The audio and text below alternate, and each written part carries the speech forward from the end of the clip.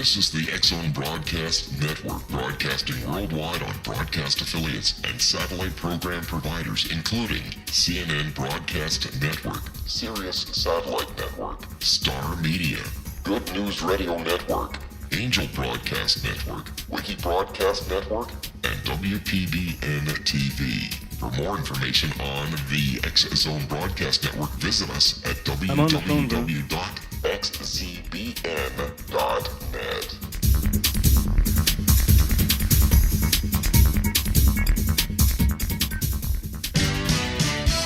Hi, this is Eric Rawls of Cosmoverse.com, and you're listening to Rob McConnell in the X-Zone. Hi, this is Blade Runner, and you are listening to Canada's #1 paranormal radio show, The X-Zone, with Rob McConnell. Hi, I'm Laura Sabrin of Feast to Fields Organic Vineyard in Jordan, and you're listening to Canada's #1 paranormal radio show, The X-Zone, with Rob McConnell. Hi, my name is Lady Ashley, the White Witch of Niagara-on-the-Lake, and you're listening to Canada's #1 paranormal talk radio show, The X-Zone, with Rob McConnell. Welcome to The X-Zone, a place where fact is fiction and fiction is reality. Now, here's your host, Rob McConnell. Hi, this is Ken Elliott. When I'm floating around the universe, I wish... Yes, that's fine.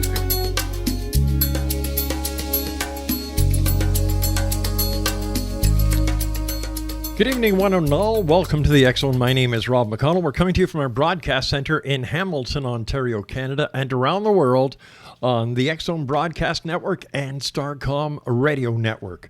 Worldwide toll-free, 800-610-7035. My email address is xzone at xzoneradiotv.com. On all social media sites, X-Zone Radio TV.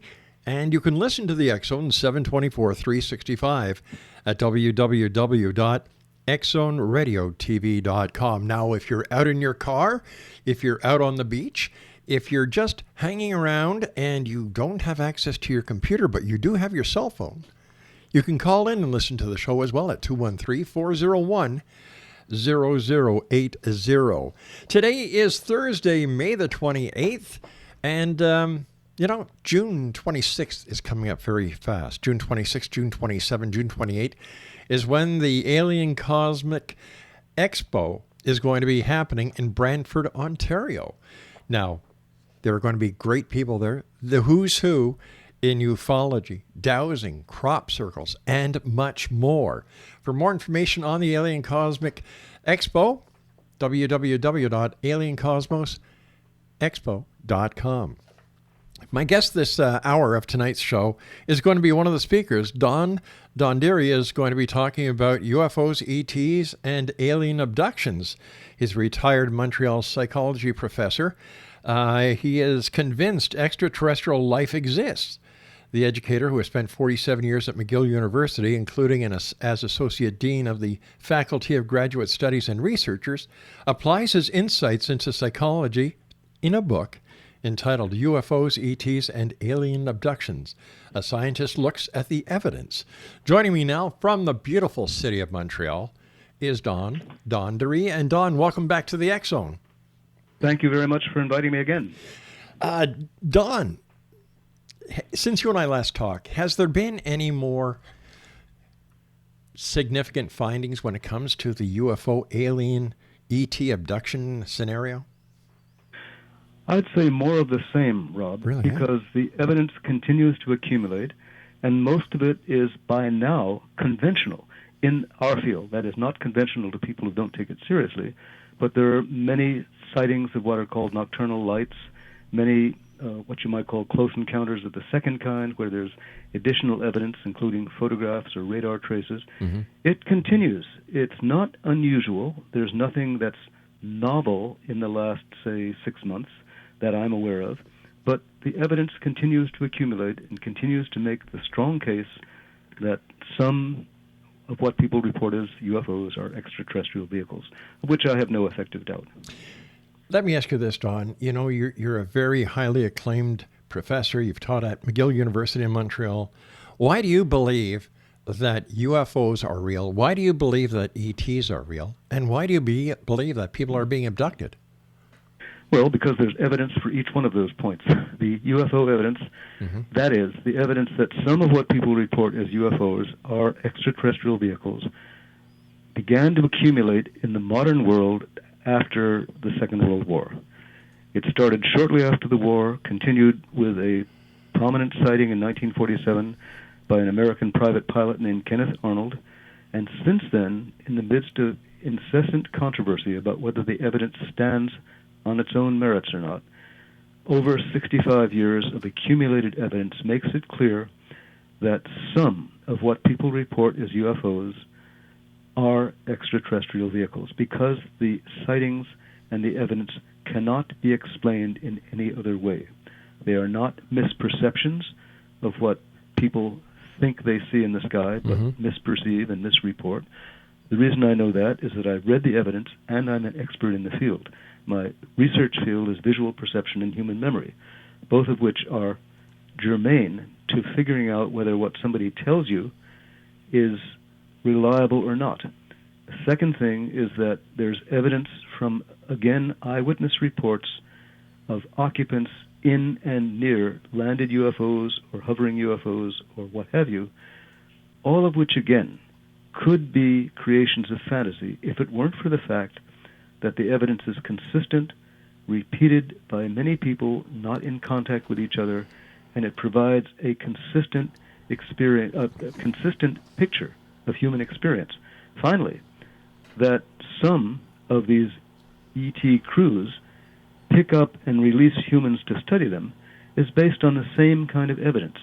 Repeated, common accounts of, first of all, close encounters where somebody sees a UFO at a couple of 100 meters distance, loses all track of time for the next hour, hour and a half, and then later on re-experiences one way or another through flashbacks, dreams, or sometimes aided recall the nature of the experience, which turns out to be being moved aboard a UFO subject to some kinds of investigative procedures and then returned to Earth. Apparently not much the worse for wear, but with permanent long-term effects that don't involve crippling illnesses or physical damage. Those facts, as I'm willing to call them, have been established for about 65 years. And in my opinion, the first of those facts is established beyond reasonable doubt, which is what will get you convicted in a court of a crime.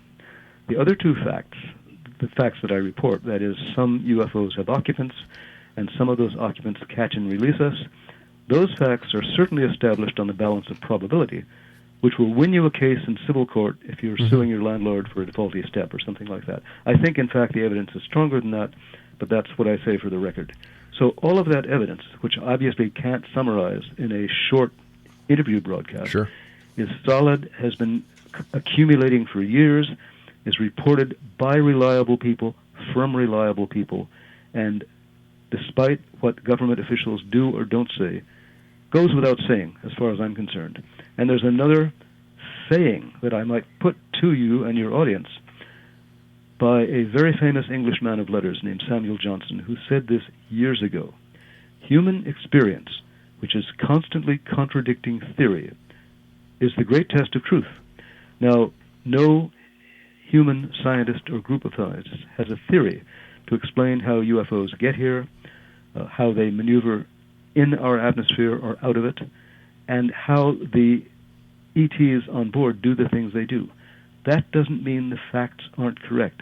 It means we don't scientifically understand them, and that's a big difference. If this is the fact, and Don, I have no reason to doubt anything you're saying, why are there not more members of the scientific community and academia who are taking this subject more seriously instead of saying, swamp gas, it's all in their imaginations, sleep paralysis? Why aren't more people taking this seriously? Softballs. I'm sorry? The reason I say that is that this is something that I've taken up in the book I wrote, and it's quite understood, not by every academic scientist, not by journeyman scientists, people who are busy with their trade, but by philosophers of science and psychologists who study this. The answer is simple. First of all, modern science is theory-driven and it's grant-driven. Now, you know what a research grant is. It's something that, as a university professor, and in the sciences, you're bound to seek out from the Natural Sciences and Engineering Research Council in Canada or its equivalent organization in the States or wherever else you are. You have to satisfy your peers, that is, other scientists in the same trade, that what you're doing has some chance of advancing knowledge. How do you do that? By either proposing a new theory that complements or adds to or corrects in some way an existing theory, or by proposing a series of experiments that will test an existing theory. What's the context for this? The context is existing or proposed theory. It's been well established by a famous philosopher of science named Thomas Kuhn, who wrote in a book published in 1962 called The Structure of Scientific Revolutions, that in the absence of a theory, evidence is meaningless in science. So you can present a scientist, a psychologist, or a physicist, or a chemist, or a biologist with all the evidence you like about landed extraterrestrials, about UFOs captured on video cameras, corroborated by photographs, you name it. All of this evidence is outside of science because human contemporary science has no theory to explain it. Evidence without theory is not evidence in science and is interesting only to the rare scientist who takes what I just quoted from Samuel Johnson seriously. Namely, human experience, which is constantly contradicting theory, is the great test of truth. So there are truths that scientists, professional working scientists, don't want to face because they can't get a grant to study it and it doesn't fit into their theoretical preconceptions. That is the absolute and complete answer. And it takes somebody like me who's interested in more than science and who respects the fact that human experience is richer than our scientific explanations can provide to take this evidence seriously. There are lots of people like this, like me, and lots of them are not scientists. But the professional scientist who values his or her career is unlikely to make a profession of studying the UFO evidence because it will get him or her nowhere professionally. That's the answer. Wow. It's not in the trade, so to speak.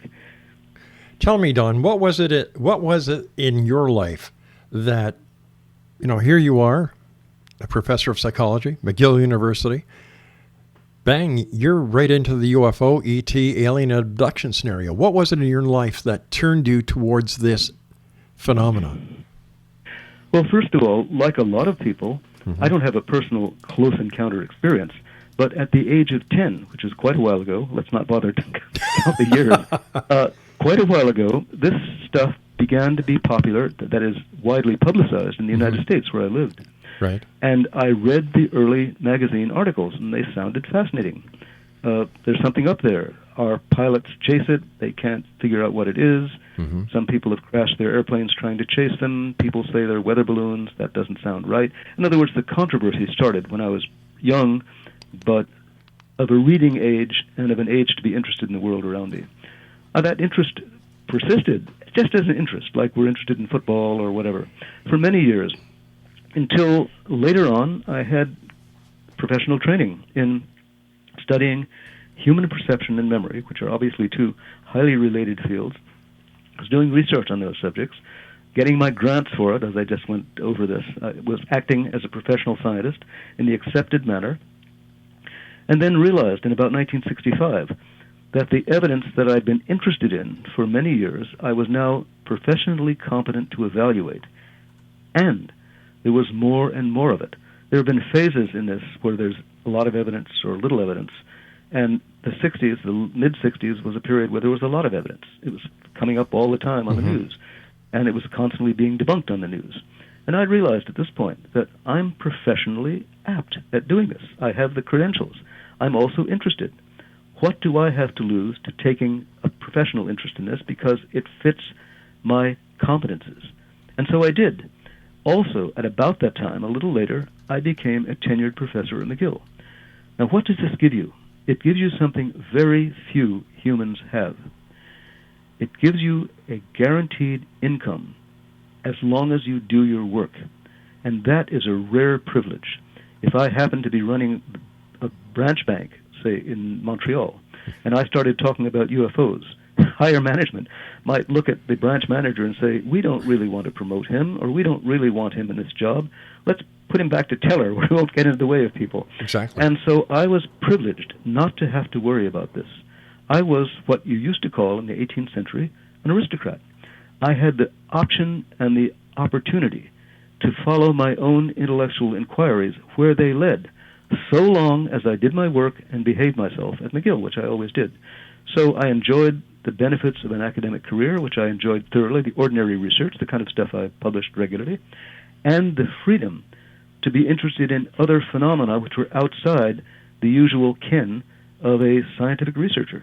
So I had the best of both worlds, which very few people do, and I'm very grateful to the institution of tenure and to McGill University for having given me that opportunity, which I pursued and thoroughly enjoyed. Tell me, during your research into your book and the cases that you've studied, is there a common thread between experiencers and abductees? Well, those are difficult terms to define, and I'm not the world's best expert on this. There are people who know a lot more about this than I do, but what I'd say is this. What many cases have in common, I've said this before, I'll just repeat it, Sure. is a core of remembered experiences. People who have had a remembered close encounter. That is, within a couple of 100 yards, there's a UFO hovering ahead over the road ahead. The classic Barney and Betty Hill case had this in it. Both of the participants remembered consciously the hovering UFO. The other common core for this is that they also have what's called missing time. Mm-hmm. After the sighting, they don't know what happened for another hour and a half or two. Then they find themselves either back in their car or sitting in their bed wondering what went on, or something like that. So when you start with these common experiences, then you have what's almost a detective mystery to solve. What's happened to the multitude of people who all report these common experiences and can't recall what happened for an hour and a half after the close encounter? That's where you begin looking at a common human experience.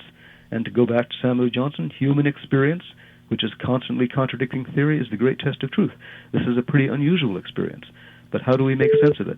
What researchers have done for the past 20, 30 years is they've taken these people seriously. They've sat them down, listened to what they had to say, sometimes just waited for the story to come out as it regains access to consciousness through memory. Sometimes they've worked at it through hypnosis, which is a valuable but tricky tool. And sometimes the corroboration has come spontaneously from people who had a flashback or recalled later what happened to them during that missing time. That's where you reconstruct these stories and put together a common picture. And the common experience, and this has been cited in books other than mine, in my own book, which is a secondary source in this case, I've reported what other people have said. The common experience is being taken aboard, subject to some kinds of tests, being in the presence of the usual, and anybody who follows the subject will have heard these phrases before, the usual gray aliens with big black almond-shaped eyes and who probe you and test you and don't tell you much about what's going on, then treat you basically in some kind of telepathic way to make you do what they want you to do, then eventually tell you it won't hurt or it's for your own good or whatever, and then drop you back off to where you were sometime later to go about your business and try and connect with the real world, which is what people do. Now, there's a lot more to it than that, but the true experts on this subject are people I know, but whose path I have not followed as closely as I have in other domains. And you've heard of them, too. David Jacobs, Sure. Bud Hopkins, the late Bud Hopkins. These are people well known in the UFO field, and they've done the original work in this area. Let me ask you something here. What is your, as a professor of psychology, what is your take or what is your opinion on hypnosis? Well, interesting you ask. You're allowing me to plug the book again. I have an entire chapter on hypnosis, or on the abduction narrative and how it relates to this. Hypnosis is a very interesting psychological tool. What it amounts to, basically, is relieving people of their current stresses and strains by what amounts to talking to them in a soothing and relaxing manner, going through some disciplines of relaxing, muscular relaxation, which puts you in a very receptive and open state. It also frees your current mind from other distractions. You're not thinking about the shopping list. You're not thinking about the kids late for school. You're not thinking about the job report I have to give tomorrow. Mm-hmm. You're basically focused on the present. Your attention is concentrated on the hypnotist's voice, and you're in the immediate present. What that makes possible is a psychological concentration that is rare enough in the world for any of us, and which is exaggerated under hypnosis when a competent hypnotist can get you to have a little greater access to your deeper memories than you otherwise would. Now, this is both good and bad, because it's quite clear from published research that under these circumstances you can persuade people that something happened that didn't happen to them. So, you might take somebody who had some fleeting impression that he or she was near a UFO, set them down, go through this process with them, and inculcate into their mind a remembered abduction experience which wasn't there. The terrible thing that happened in the 80s was that a lot of this went on using clinical hypnosis with people who were accused of sexually abusing their children. Now, this is a long and scandalous story in American clinical history back in the 80s, when female children, adults, thought that their parents might have abused them, their father particularly. The father was either arrested or made to go into some kind of therapy for this. A therapist persuaded the father that this had happened. The father pleaded guilty and was sentenced to something that he never did, which came out in later evidence that invalidated the story that the guy told that was inculcated into him. So hypnosis is an extremely tricky and potentially dangerous tool. It can be used both ways. It can be used to eliminate blockages that were produced by fear and terror, mm-hmm. and sometimes evidence about bad things that happened comes out this way. It can also be used in the hands of a either careless or motivated hypnotist to inculcate memories that aren't true.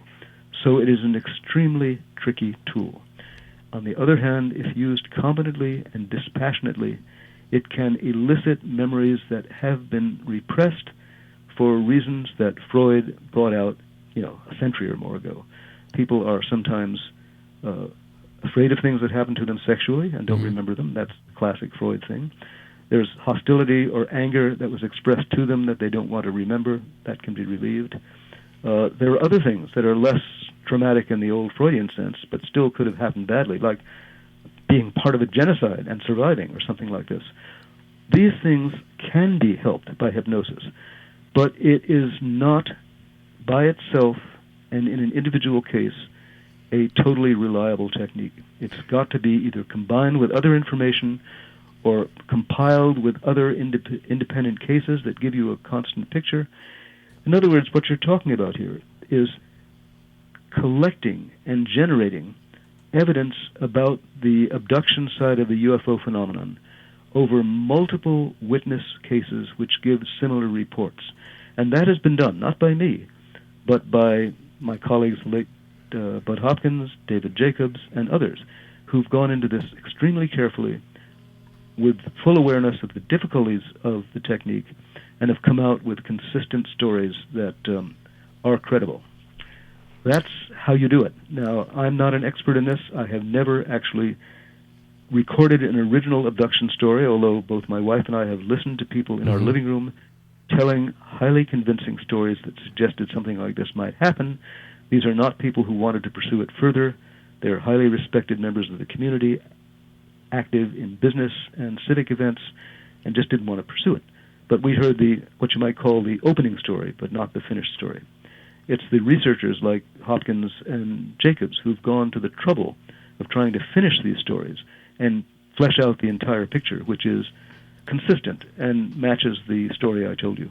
At least that's the clearest part. Sure. But I understand that the person who is doing the hypnosis session can lead a subject into an area for other purposes. For example, for collaboration of events that really didn't happen. Exactly. I just agreed with you. I said that's absolutely possible.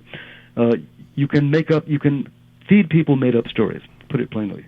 And that was happening back in the 80s with people whose parents were accused of sexual abuse. And some of those stories turned out later to be induced by the hypnotist, not reflections of reality. It's an extremely dangerous and potentially volatile technique, which is why it's so controversial, and why the layperson, the skeptic, a reasonable skeptic, would say, these stories based on hypnosis I don't like, because hypnosis is not consistent. Fair enough. There's other evidence that comes out without aided recall, with dreams and flashbacks, with what have you, that's consistent. The key in all of this is recording human experience and finding consistencies in it. Not consistencies you've driven it to, but consistencies that come out naturally. And that is tricky. It's much trickier in the abduction field than it is in just the reporting extraterrestrial UFOs, for obvious reasons. In your opinion, sir, do the so-called investigators, researchers who, ever since the Internet's become the largest septic tank that man has ever created, and you know, I've never heard anyone describe it as that. That's not very polite. But anyway, go on. You know, I call it as I see it, sir, because you've got so many people going online getting PhDs that they haven't gone through the academia that real PhDs go through. You know, you've got people who go and get doctorates online and reverends and the list goes on and on and on. By the way, my opinion of an online PhD is piled higher and deeper. However, you've got these people running around posing themselves as professional investigators. Is there a danger of what they are doing or what they're trying to do can actually make a situation worse? Because they're non-professionals trying to act as professionals, representing themselves as professionals to people who trust them based on their credentials. Yes, to all of that. And here's the problem. You hit it on the nose. There are many people who are interested in this subject. Many of them are well-intentioned and interested in the subject, and are also willing to believe almost everything. And they, how shall I put it, are trying to contribute, as well-intentioned as they are, but are probably adding more noise to the situation than not. My business, as I see it, is not to convince the easy to convince, because the world is full of people who are relatively ready to believe almost anything that's exciting or interesting. Right. Because it adds a little spice to life. Now, there are lots of things like that. Baseball games, football, the lotto, what have you. The difficulty in this field in particular is to convince the hard to convince. And they're not going to be persuaded by the evidence presented by a person who's earned an online doctorate. That's, how shall I put it? That's not very generous of me to say, because I have a real one, but it's also true. Yeah. And what there's a lot of noise in the world. You described it as the largest septic tank in existence. What you're saying is that you can't believe everything you read or hear or see on the Internet. And you're right. Yeah. The Internet is something new in human experience. It's a wide-open communications channel that anybody can enter and anybody can take away from. So it has no standards whatsoever. We have to provide standards, but the person who comes to this area not knowing much about it and starts looking at it sees more noise than signal in the old technical sense. Now, I have in lectures I give a marvelous slide, and I'll flip through my book here to see if I can find it. It's not in the book, it's in some lectures I gave. It shows a picture of a woman who looks like Hillary Clinton, and the headline in the National Enquirer is, "Hillary Clinton adopts alien baby." Now, this is noise. This is not likely to be true. And this is an old... Well, I don't know. You never know with Bill. Well, you never know. Maybe it wasn't an alien baby, just one of Bill's. But, anyway. Either that or it was Monica Lewinsky dressed up as an alien. Well, there we go. You see, now we're in the realm of speculation.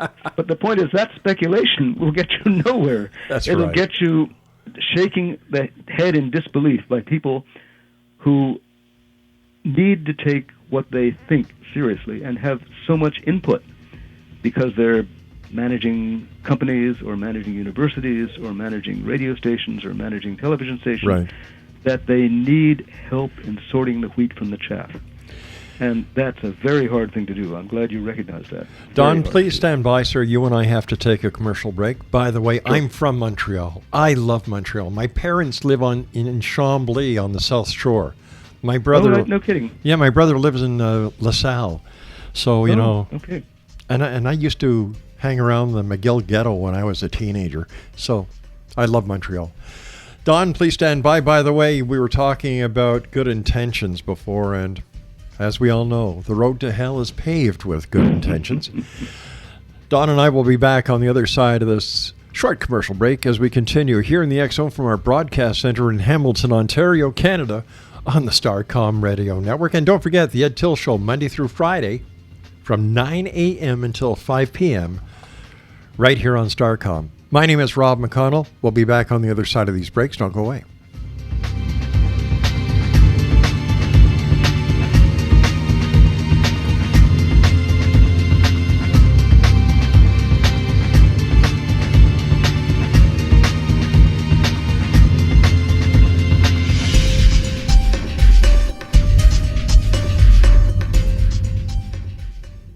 Cosmic Expo will be held in Brantford, Ontario, June 26, 27, 28, and will feature 24 internationally acclaimed experts and researchers of UFOs, crop circles, alien abductions, and much more in this 3-day 2015 summer Canadian event. Experts in the field of extraterrestrials and alien encounters, out-of-body experiences, past life regression, soul reading, psychic, and mediumship will all be presented with professionalism, integrity, and credibility, making the Alien Cosmic Expo the largest event of its kind in Canada for 2015. The exhibitor hall will feature a spectacular lineup of gifted mediums, psychics, astrologers, channelers, aura photography, healers, as well as books, DVDs, alternative health products, crystals, jewelry, and much more, completing the venue with something for everyone. For all information and to purchase your tickets for the Alien Cosmic Expo, go to www.aliencosmicexpo.com. That's www.aliencosmicexpo.com.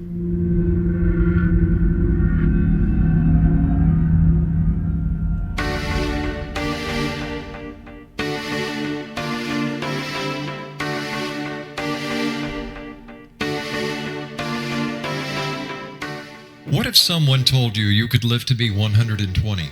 Would you believe him? What if he told you the Bible guaranteed it? All you needed to do was follow his rules and buy his products. Would you do it? What if you invested 20 years of your life in him? What if he tested his substances on your child? What if your child became brain damaged as a result? Meet Dr. Tyler Belknap, a fast-talking Texas admin turned health guru. At the helm of a vast health food and supplement empire, he has established himself as the authority on nutrition and longevity. But what his followers don't know is that his products are laced with bizarre psychoactive substances from genetically modified plants developed in his very own secret lab. No wonder his customers can't stop using them. Tyler Belknap will stop at nothing to keep his edge in the market, even if it means experimenting on children. Chasing 120, a story of food, faith, fraud, and the pursuit of longevity, a novel from the pen of political cartoonist Monty Wolverton, is an easy and entertaining read full of rich characters and intrigue. It hits home in a world filled with all kind of hucksterism and offers a glimpse of what can happen when GMO technology falls into the wrong hands. Chasing 120 by Monty Wolverton. Get your copy today at www.ptm.org/120 or on Amazon.com.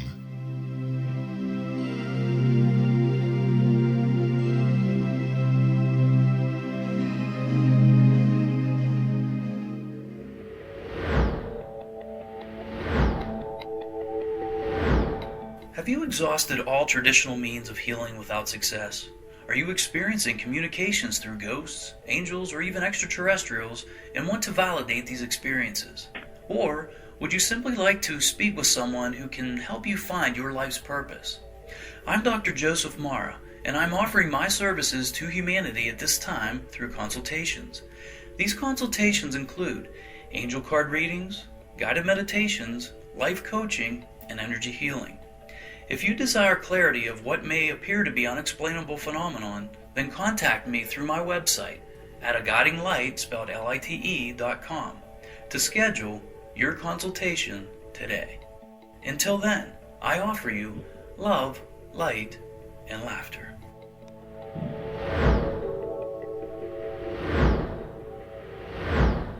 Little children aren't the only ones afraid of the dark.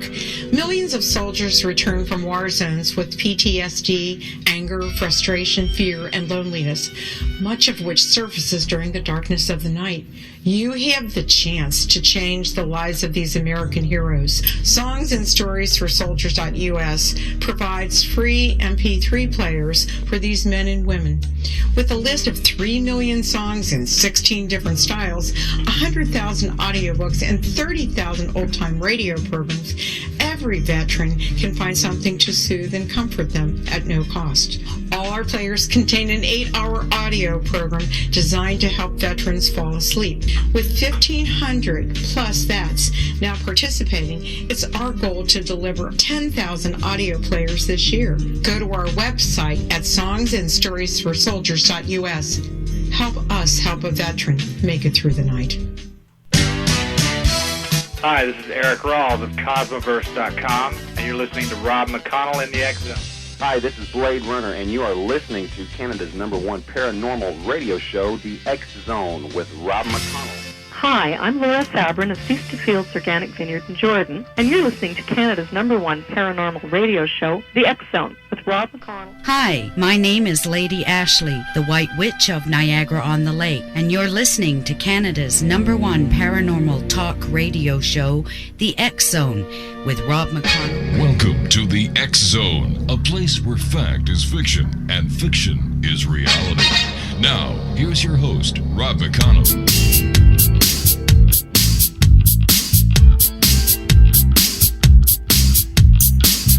Welcome back, everyone. This is the X-Zone. I am Rob McConnell. You're listening to us around the world on Starcom Radio Network, www.starcomradionetwork.com. Monday through Friday, 9 a.m. until 5 p.m., The Ed Till Show, radio at its best. This guy is a legend. Give him a listen. He's addictive. Listen to a show once and you're hooked for life. That's The Ed Till Show, Monday through Friday from 9 a.m. until 5 p.m., right here on the Starcom Radio Network.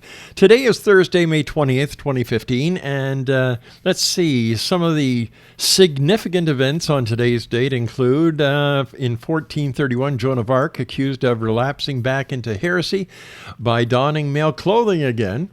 Hey, she'd fit right in. Providing justification for her execution. Boy, can you imagine our modern day society back then? Oh, so much for your civil rights, eh, guys? 1588, Spanish Armada under the Duke of Medina Sidonia departs Lisbon to invade England. In 1830, the U.S. Congress authorizes Indian removal from all states to Western Prairie. 1936, Alan Turing submits On Computable Numbers for publication, in which he sets out the theoretical basis for modern computers. That's going back to 1936. And everyone will remember this. Remember Tricky Dicky Nixon? Well, it was this date in 1972 that the White House plumbers break into the Democratic National Headquarters at Watergate. That's just some of the events for today in history. Thursday, well, it wasn't Thursday on those dates, but May the 28th. Wow, just imagine that. Joan of Arc accused of relapsing into heresy by donning male clothing again. I'm not going to touch that one. We're just going to let that go. We're talking about UFOs, ETs, and alien abductions this hour. My guest is Dr. Don Crosbie. He is a retired professor of psychology from one of the most eminent universities in the world in my hometown, Montreal, McGill University. And he's got a book entitled UFOs, ETs, and Alien Abductions, A Scientist Looks at the Evidence. Don, it's always great talking to you. You know, when it comes to credibility within this genre, you, my friend, are at the very top. Well, I have other good friends up here too, and I'm very grateful for their company and for yours for talking to us. I much appreciate it. It's always my great pleasure. Don, the people that you spoke to in your book, I understand there were 6 UFO abduction cases. What were the circumstances surrounding their abductions? Were they all the same? Were they different? Well, here's the interesting thing about this part of my book. It is based on the research of other people, and of course I cite all this in the book. Each of these cases was actually 6 cases, many more than 6 people. Each case was thoroughly investigated by another competent UFO and abduction researcher. The very first case is one that everybody knows in the background, because our culture is full of these ideas, even though not everyone knows how to deal with them. Barney and Betty Hill, the biracial couple that was abducted by a UFO in 1961 in northern New Hampshire, whose story was presented in a book published in 65, another book in 07, made a movie, and is widely known as part of what you might call our background of UFO and abduction consciousness. That's number one. That case was investigated by several people, including a woman who was, at the time when this happened, a young niece of Betty Hill named Kathleen Martin, who's written about the book, and along with a colleague of mine, Stanton Friedman, made a very good second book following an excellent first book written by a guy named John Fuller called, what was it called? Sorry, he did Incident at Exeter, and then he did, what is it, Lost Journey or Missing Time or something like that, and that was Bud Hopkins' book. At any rate, he wrote the first book about it, she wrote the second book about it. Both books were thoroughly researched, and these people are competent researchers. I should add, by the way, and this is a comment on what you said, you were very kind about the fact that I have a real, quote, PhD, and some other people have what you might call bargain basement PhDs. There are lots of people in this field who don't have any advanced degree, who do very good work. I agree. Capable people. I agree. It doesn't require the credential on the wall to do a good job. It requires interest, common sense, and honesty. And a lot of people have that without the fancy degree. And John Fuller was a journalist. He met those qualifications fully. Kathleen Martin, I think, has a social work degree, met those qualifications. I've had the pleasure of having Kathleen on the show. Stanton Friedman, I call him the grandfather of ufology, for goodness sake. He basically is. Yeah, he's a classmate of mine, as I'm sure you know. Yes. He and I were at University of Chicago at the same time. He's a little older than I am, but he's definitely, at this stage, the grandfather of psychology, because he's about the oldest surviving member of the tribe, so to speak. And so there are lots of good people, some of whom have scientific backgrounds, some of whom don't. But I'll tell you something. A lot of those cases, the other cases were investigated by people like Ray Fowler and Walter Webb, and as I said, Kathleen Martin and Stanton Friedman and John Fuller and others. And there is a competent core of people out there who've been following this seriously. Yeah. And whose contributions to the field build on the accumulated solid evidence that we've got. However, based on my experience of doing this show for 24 years now with over 3,800 interviews, there are the wackadoodle crowd out there within the UFO community. And I'm not going to name names, but I'll give you an example. I had a guest on a couple of years ago. And he was contacted by a person who believed they were being abducted by aliens on a regular basis. So he goes to their house, he meets the lady, and he said that he invented a UFO alien repulsion unit. And ever since he put that unit on the lady's property, she has never been abducted by aliens again. So I said to him, being the curious person I am, how did you make it? And he said, well, all I did was I went to Canadian Tire and I got myself a battery and I got myself some wire and a couple of red lights and I just point them up in the sky and the aliens, they've never come again. Hey, that sounds like it could be on Saturday Night Live, eh? Hey, don't you know? Don't you know, eh? Anyway, Yeah. What can I say? And then, Don, you've got the people that walk around with tin foil on their head because they don't want the aliens probing their minds. Yes, I know. And I feel they should put the tin foil over their butt because the aliens would have a better chance trying to probe that than their brain if they're actually wearing tin foil. The problem is this is such a emotionally wired topic that it wires up a lot of people whose common sense is less strong than their willingness to believe. And you have to have a certain willingness to suspend judgment to be interested in this in the first place. I've just gone over in the last part of the show the fact that professional scientists whose business is to deal with a very narrow part of human experience that can be sliced, diced, and put into a test tube, metaphorically or really, don't want to deal with these broad aspects of human experience that are hard to classify, require incredible care not to mix up with fantasy, and eventually, and for people whose trade is to do something that they get support for, it's very hard to do this and retain the respect of your colleagues. On the other side, there are many of us whose personality characteristics predispose us to be interested in exotica and not to be too closely tied to reality. And this is not to disparage these people. There are many of us like that. We live with them. They live with us. We share the same communities, but we don't have to share the same belief systems. That's right. And we also have a higher standard of proof, even in the UFO field, than they do. And that's something that I insist on.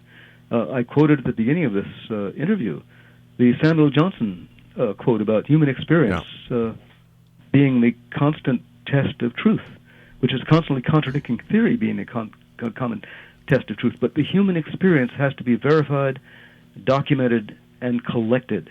And people who go off without enough of it and with credulity don't help at all. They add to the noise.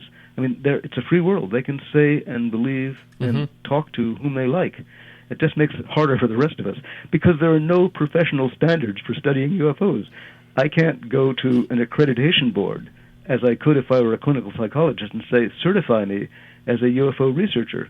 I'd be laughed out of court. There is no such thing. The people who do this are taking on a very complicated aspect of human experience all by themselves without professional guidance other than common sense and a certain stability, but an openness to experience that many people, for good reason, don't have. If you're a bank manager, as I said, you can't be open to this experience and keep your clients, at least not publicly. If you're a psychologist and you're trying to get tenure and you need to get research grants, you're not about to publish a paper on UFOs, and so forth and so on. So it's a rare person, and I happen to be lucky that way, as I said, because I had tenure, I was interested, and I kept on doing my professional work. That makes it, if not easy, at least manageable. But for somebody who's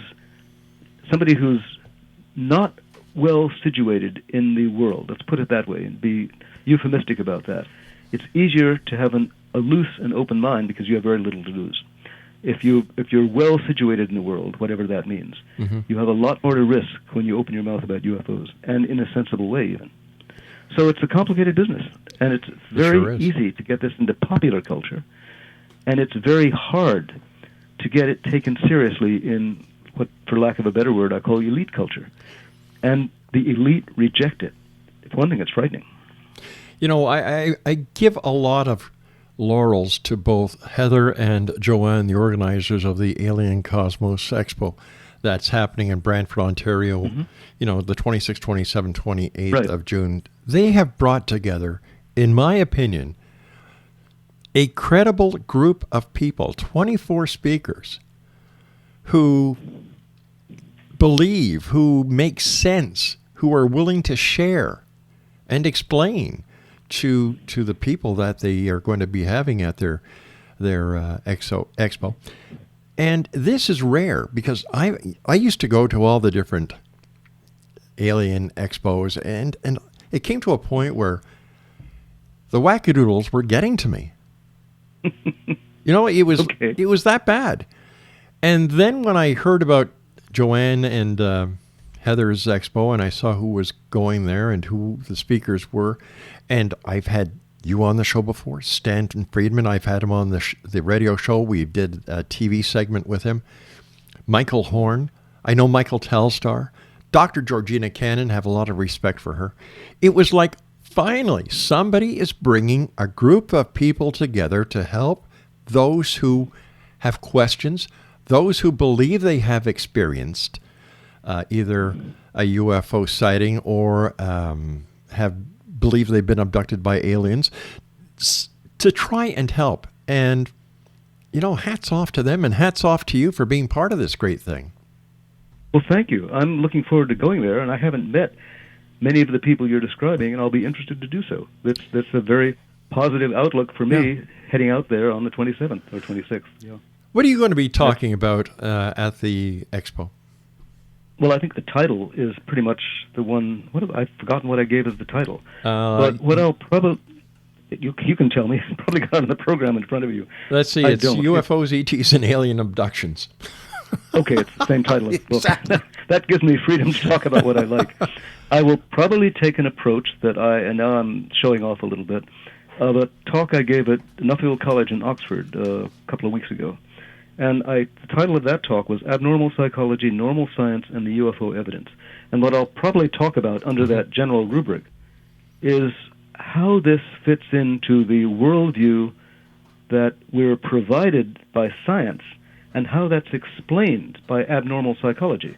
And what I'll point out, and I'm not the only one to have pointed this out, is that, as I said just a few minutes ago, taking this seriously for people who are in responsible positions in the world, and I don't mean me or you, I mean people who are responsible for national defense, right, or whatever, people who have serious administrative responsibilities for public safety and security and government.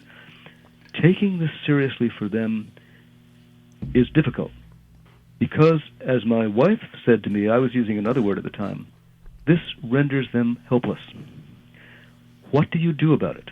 You and I, and as far as I know, nobody else, I may be wrong about this, don't know how to deal with interlopers who can come and pick us up and drop us off when they choose, who have gone into messing with our minds, to put it plainly, in ways that we haven't had a chance to discuss on this program at any great length, and who basically do it in the absence of any defense. If this were, let's put it plainly, if Americans were coming across the border and kidnapping Canadians and then returning them a week later, or 2 hours later even, with impunity, there would be an international scandal. But this is happening from above, and there is no governing agency, either local or regional or international, that can do anything about it.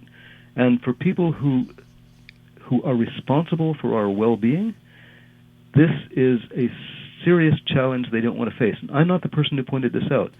Two political science professors, Alexander Wendt and Raymond Duval, wrote an article about this in a very good UFO book published in 2010 by Leslie Keene. You may have had her on the program. You may know about the book. It's called UFOs, Generals, Pilots, and Public Officials Go on the Record. Yeah. And they presented an argument, which is just the argument I've repeated, that the reason the idea is rejected or kept at arm's length by responsible public officials is that, taken seriously, this undermines their responsibilities to us, and they don't know what to do about it. And Don, that's just too frightening to deal with. Don, we've run out of time for tonight, but I will be looking forward to meeting you in person in Brantford at the Alien Cosmic Expo, June 26, 27, 28th. My many thanks for coming on the show and for the great work that you do. My pleasure. How can our listeners learn more about you, and where can they purchase your book? They can purchase the book either online as a Kindle or a Nook from Amazon or Barnes & Noble, but they can get it in paperback, I hope, from most local bookstores. Don, take care of yourself, safe travels, and once again, I look forward to meeting you and having you back on the show to continue this very interesting topic. Thank you. See you in a month or so. All right. Take care of yourself, Don. Bye-bye now. Bye-bye. Thank you. Exonation. What a great guy. Dr. Don Crosbie. He's going to be at the Alien Cosmic Expo in Brantford, Ontario, June 26, 27, 28, as we will. That's right. The X-Zone radio TV show is going to be there. And once again, if Joanne and Heather are listening, ladies, you've done a great job in this organization of this very unique Canadian Alien Cosmic Expo.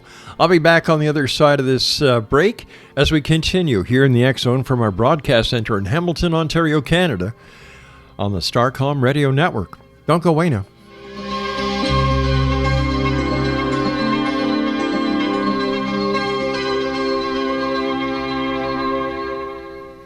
I'm not a Starfleet commander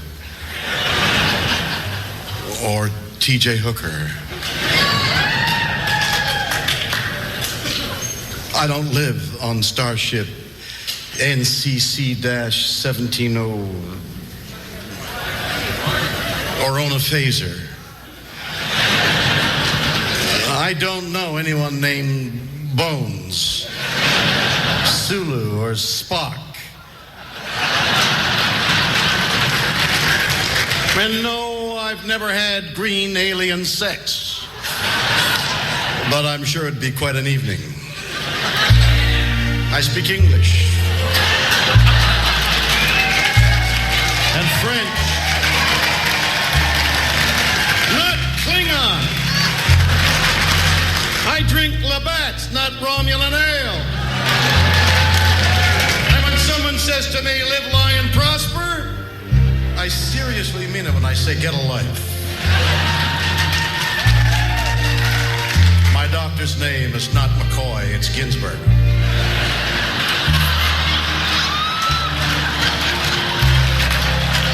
And tribbles were puppets, not real animals. Puppets! And when I speak, I never ever talk like every word is its own sentence.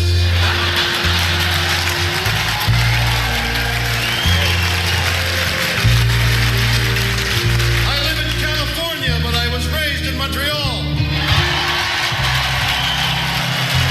And yes, I've gone where no man has gone before, but I was in Mexico and her father gave me permission.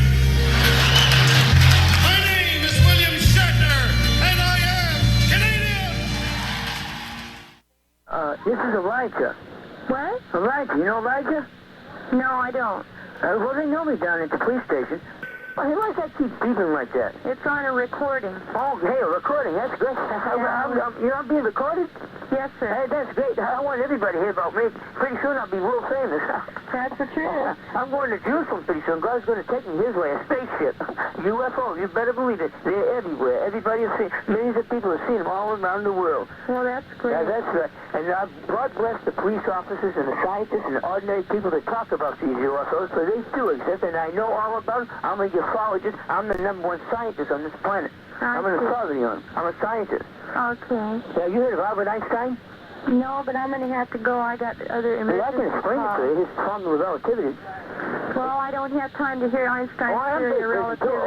But it's very simple. E does equal MC squared. That's right. Okay, Emmanuel equals from the side coming the second time. It's elementary, my dear Watson. Einstein was a Jew, and I'm a Jew, and very few people in the world understood him. That's right. I'm an engineer, I'm an electrician, a plumber, everything. I can do anything. Well, that's wonderful. And I'm the world's greatest entertainer. Well, I'm worth about $50 million a year. Elijah, I got to go now. Okay. God bless you. Bye-bye. Bye-bye.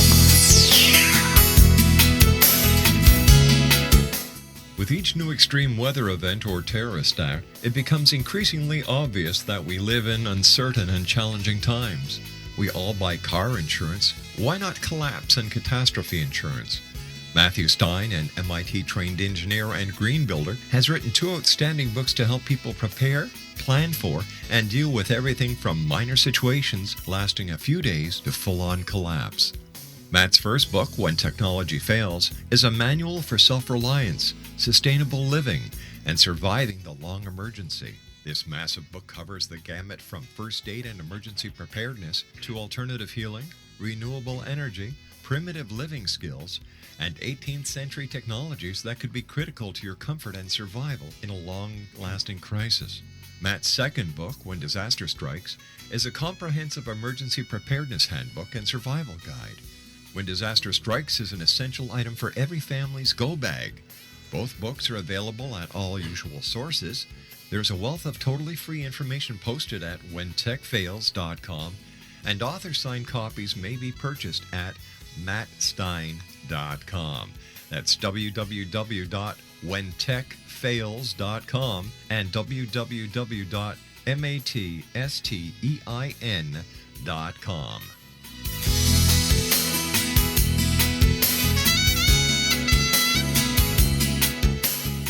Are you considering calling a psychic to read your situation? Then consider David Champion, a psychic medium for more than 20 years with thousands of readings under his belt. David Champion will make you feel comfortable. He has proven to be honest and accurate. He's a straight shooter. There's no guesswork. What he sees is what you get. While he is a medium, most of the calls focus on relationships, not only love, but work, school, neighbors, and more. Need help with finding a job and preparing for the interview? Are you dealing with people who are obstacles in your path? For more information, go to davidchampion.com, $1.50 per minute paid by credit card with a minimum of 30 minutes. For your reading with David Champion, call 1-877-702-8598. That's 1-877-702-8598. Little children